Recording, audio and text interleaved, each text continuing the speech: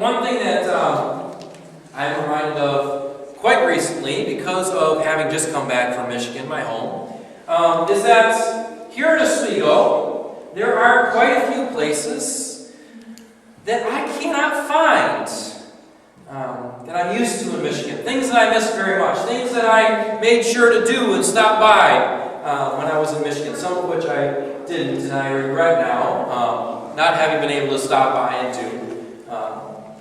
There are brands that, I'm sure even here, there are brands here that you believe growing up are universal American brands. And then you go to another state and find out that they're not there. And they've never heard of them there. Some of the ones from around here, Byrne Dairy, Stewart's, Price Chopper, they don't exist in Michigan. But while in New York, there's a few things that I've missed. Faygo Soda, Verner's, Meijer, Kroger's, White Castle, which I really wish I'd stopped by, Caribou Coffee, Dunham's. And there's so many other stores and brands that I grew up enjoying that just aren't here in upstate New York. Although I do have to say that one of my most missed brands, 7-Eleven, is no longer a missed brand because they put one in Fulton about a little less than a year ago. So I don't miss that anymore. I'm very excited by that. I can have a Slurpee. And if you don't know what that is, you can go down and see it. I know all the Brooks kids know what that is now, but they had no clue before that. Now, I know that some of those brands are local, and so I expect not to find them in New York. But then there's others which, well, I thought were everywhere. I've never been someplace that didn't have these brands, and so I'm surprised when I find them missing. One of the ones which I'm really surprised at not finding anywhere near this area is Starbucks. I thought they were everywhere. Now, I'm not a big fan of Starbucks, so I'm not really missing them that much.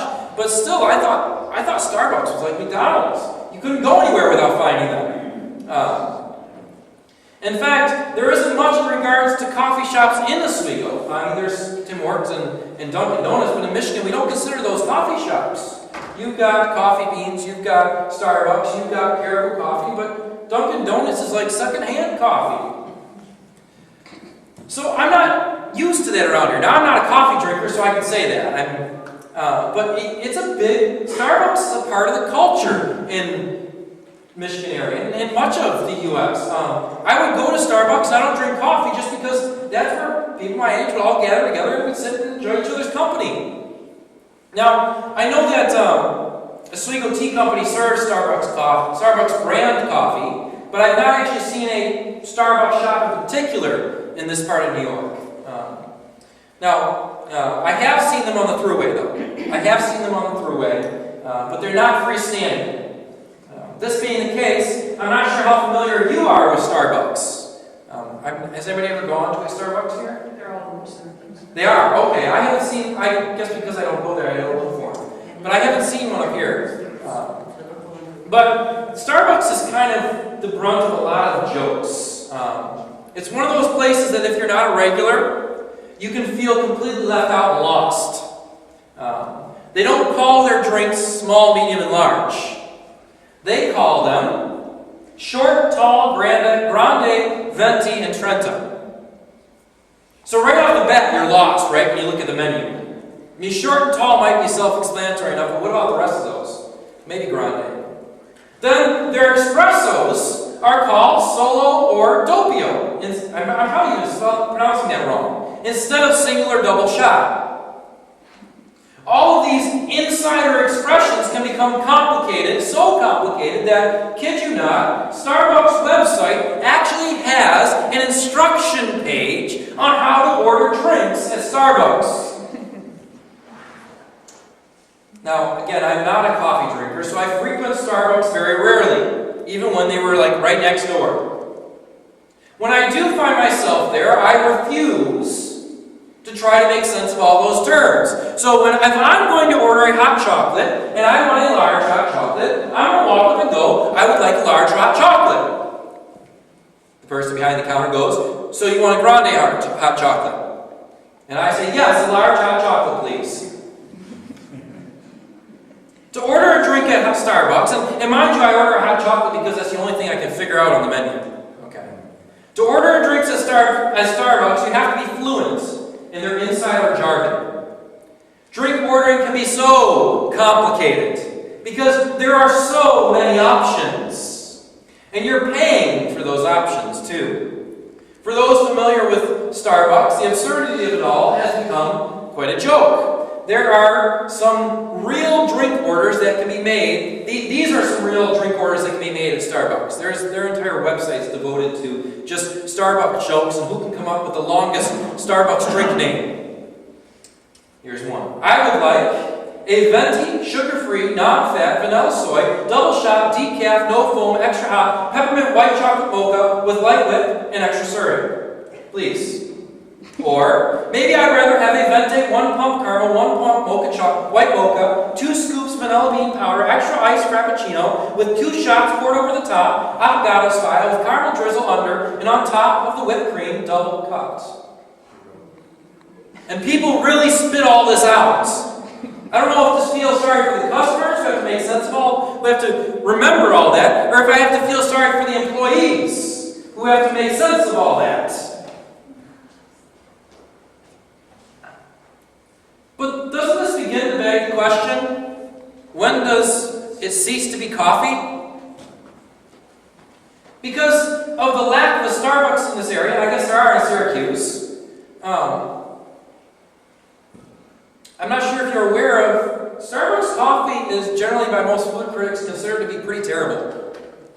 It's not considered to be very good coffee. And this isn't coming from me again because I'm not a coffee drinker. This is from a general series of reviews from organizations polling and food critics.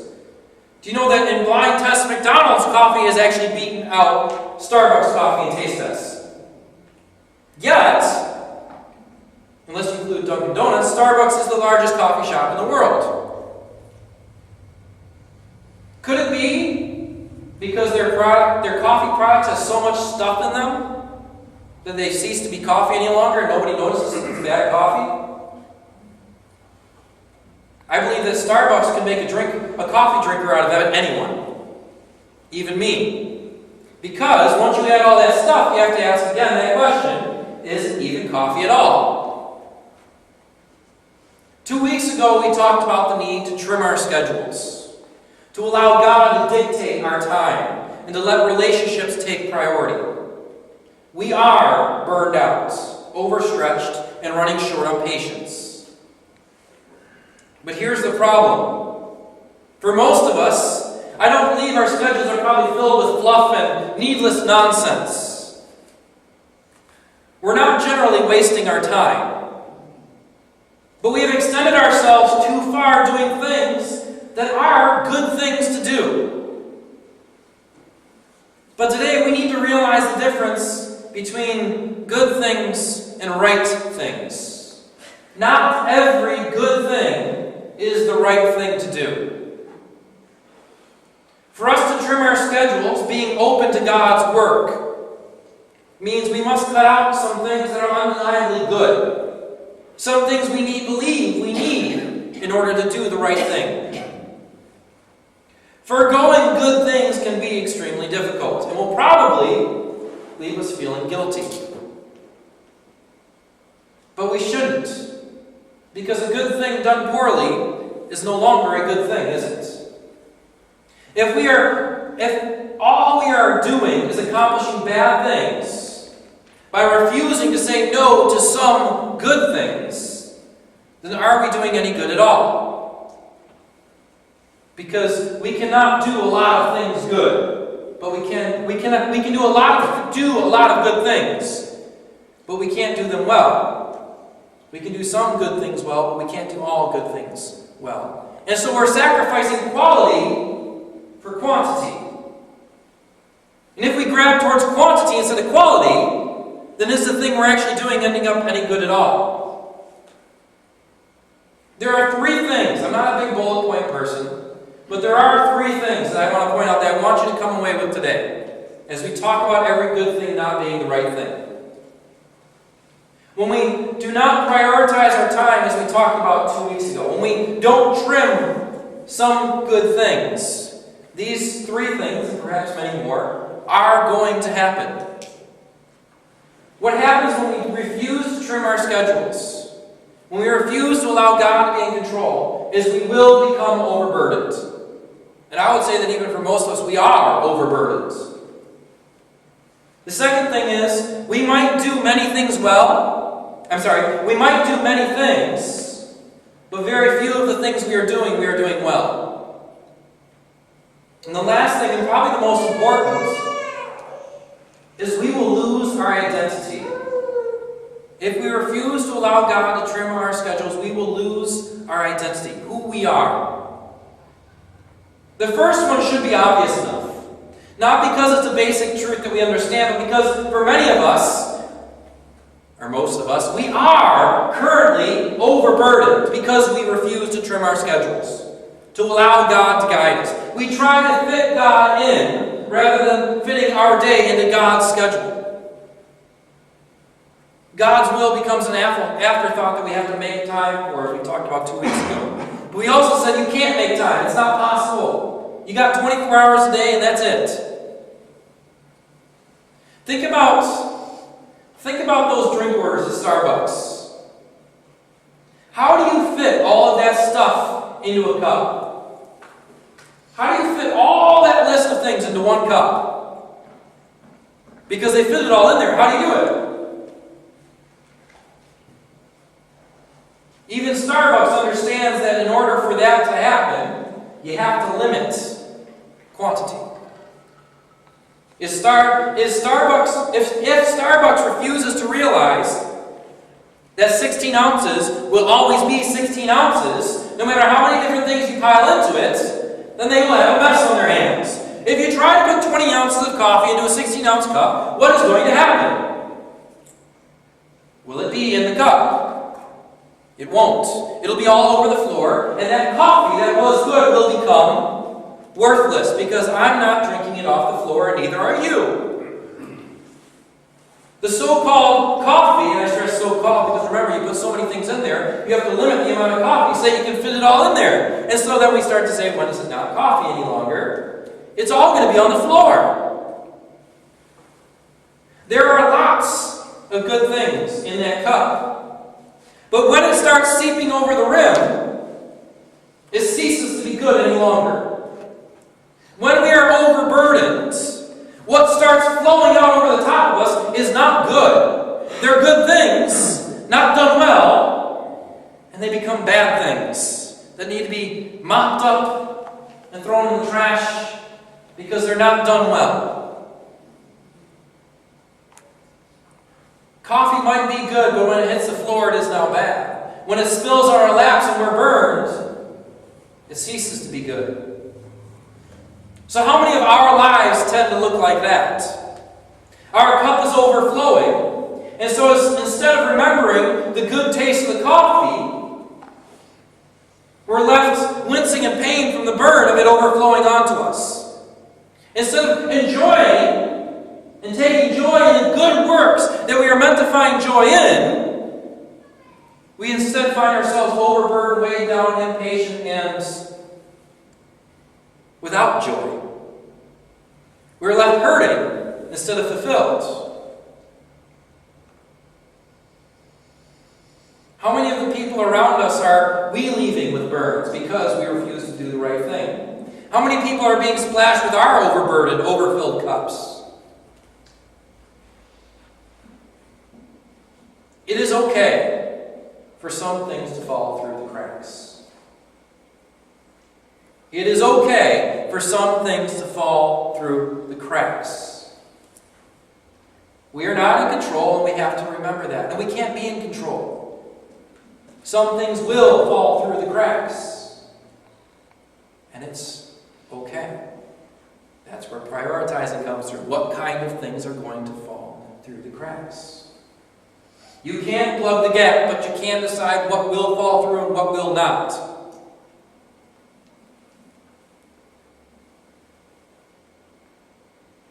Just means you're not in control. But as we talked about before, you're not supposed to be in control. If you try to fit 20 ounces into a 16-ounce cup, you will end up with at least at least, because you know there's going to be splashover from the rest too, at least 4 ounces on the floor, and you will have no control over which 4 ounces of those 20 ounces end up on the floor. What if the 4 ounces that end up on the floor was the only coffee in the cup because the rest is everything else? And so all you end up with is a bunch of sugar. At least when I have chosen to prioritize my time, I get to choose which parts fall through the cracks. If you try to hold on to everything, you will lose not just some things, but you will lose everything. No amount of belittling, complaining, or criticism about the fact that we only have 24 hours in our day, and we only have so much time to go around, and things are going to fall through the cracks. No matter how much we complain about that, it cannot change the truth of the matter. Whether we like it or not, whether we even accept it or not, doesn't matter at all. The truth will remain unchanged. If you are unwilling to change, you will lose everything you are trying to hold on to. No amount of complaining, disagreements can change that. The second thing that happens is we might be doing many things, but we will find that we are doing very few of them well. Especially when it comes to relationships. We will find our relationships to be hurt the most when we try to do everything. Relationships take time and dedication. They must be done well if they are to be fulfilling to us and to each other. Being overburdened destroys relationships. And relationships have to be the most important thing. When we do not prioritize our life and cut things and decide which things are going to fall through the cracks, we are going to find relationships the most important thing falling through the cracks. Those are the one thing we can't have falling through the cracks. This includes our relationship with God. If we try to do every good thing, our relationship with God will suffer. Why does God feel so distant? Could it be we have not invested ourselves in that relationship and therefore have not done it well? Sure, we're in a relationship with God, but how can it be fulfilling? How can I experience that peace if I am not doing that relationship well?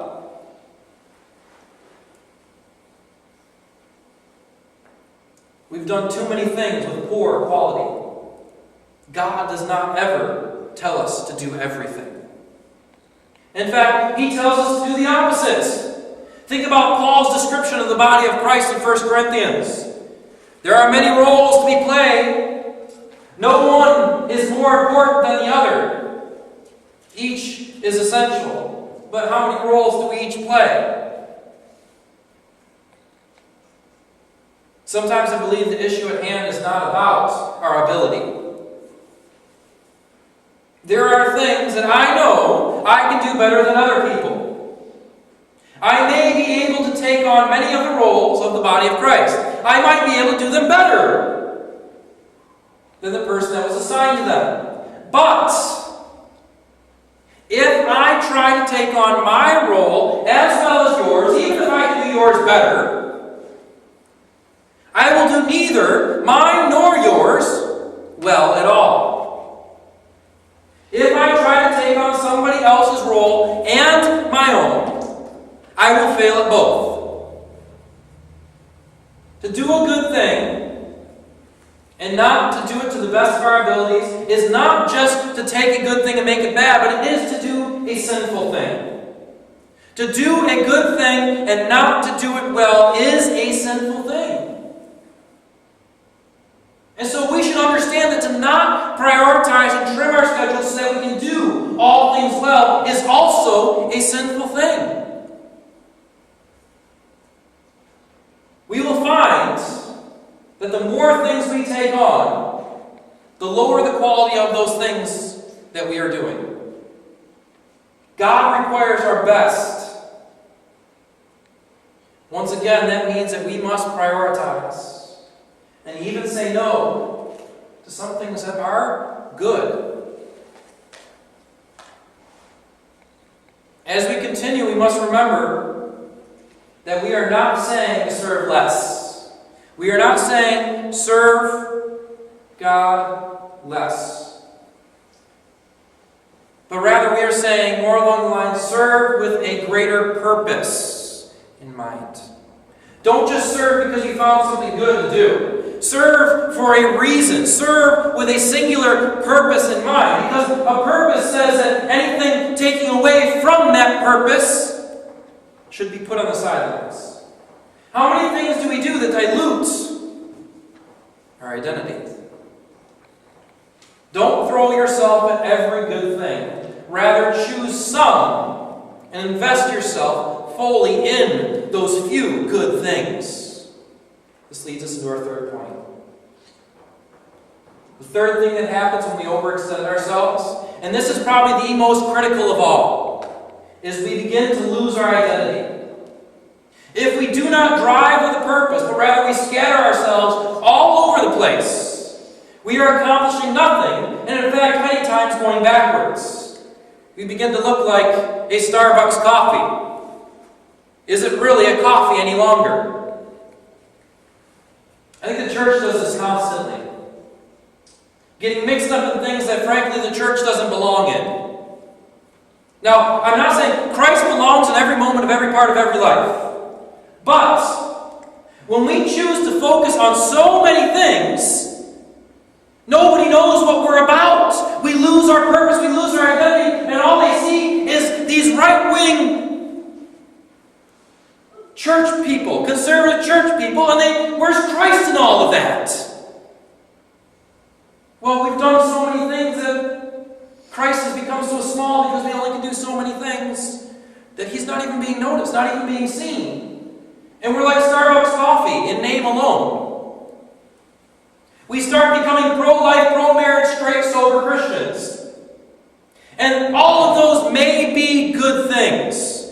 No, they are good things. But we become dangerously close to identifying ourselves as something other than Christians. We are disciples, and disciples proclaim the gospel. Even though other things may be good, they can also be distractions from our purpose and our identity.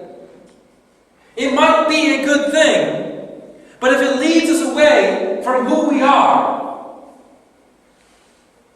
then this isn't a good thing any longer. When we do not prioritize our schedules, prioritize our lives to revolve around the fact that we are disciples sent out with the good news, again, we begin to ask, are we really coffee at all with all those other things mixed in?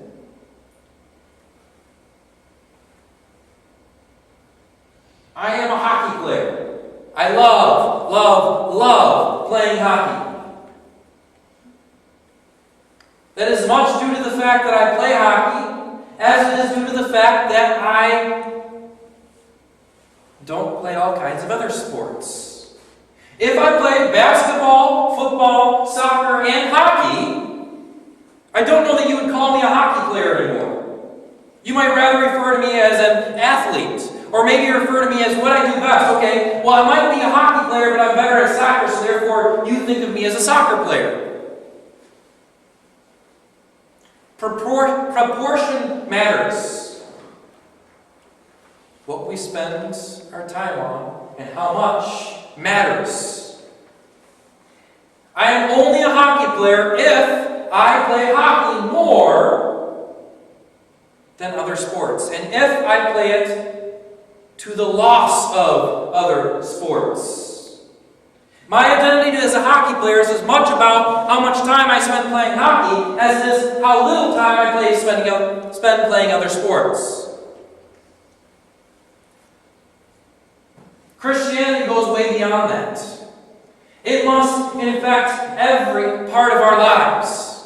Our lives, as we talked about, and as we talked about our schedules, must be driven by God.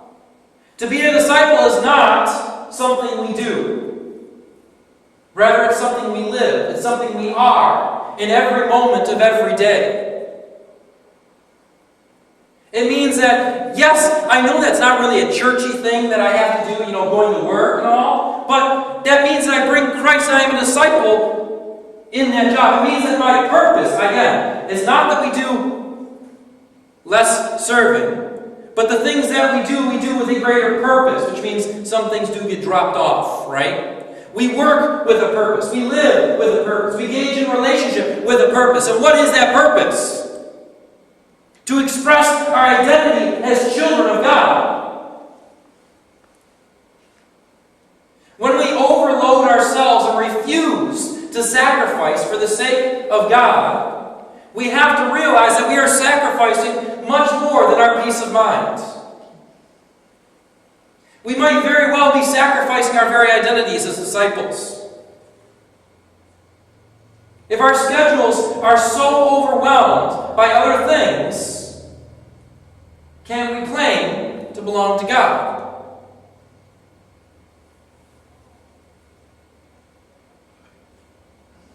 There are so many good things out there. So many good things that are calling for our time and for our resources.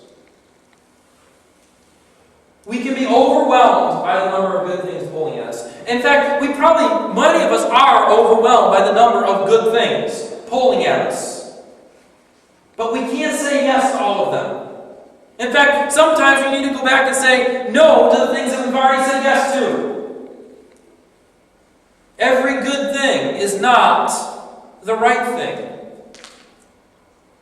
God has good things which are intended for us.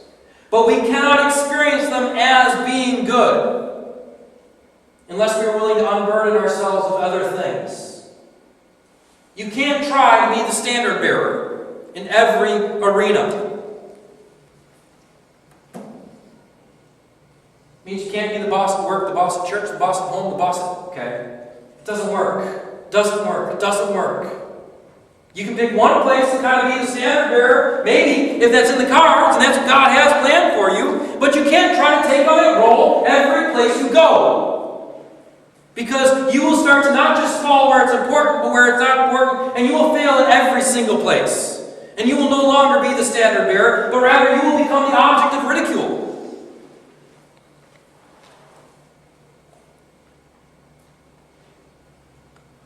You'll only end up finding yourself lacking and find that the people around you start resenting you for it. We understand that when we take on every good thing and we don't choose to prioritize, it affects our relationships with the people around us, with God. It even affects, when we are overburdened, that splashes onto people, and people start to resent us for splashing all of our stuff all over them. It hurts, damages, and destroys our relationships when we refuse to take control, or rather, give God control of our lives. We claim to belong to God. We claim that we are His children, His hands and feet, slaves to righteousness. But if that were so, then God would be guiding our lives. When He said, cut that out, if we were children of God, that means we would cut that out. He's given us a burden. God has given us a burden.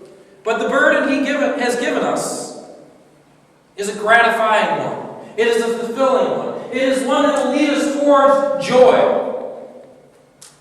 Remember what Jesus said about the yoke? My yoke is light, but that doesn't mean there's not a yoke. Right? God has given us things to accomplish. Good things.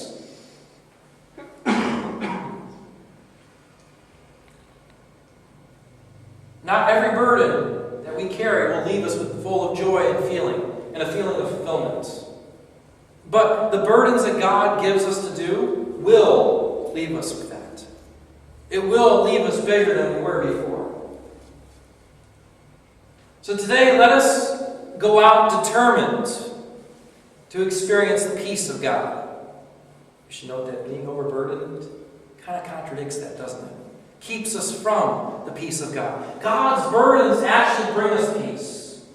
Taking on every burden, every good thing, drives us away from peace. Let us live like we belong to Him.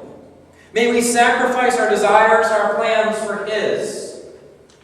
Our identities will not be watered down, but rather the whole world will know who we are. We will do all things well instead of doing many things. May we cast our burdens upon God and answer the calling of not just good things, but rather the right things that God has planned for us to do. Let us go out and take that burden and take it with joy.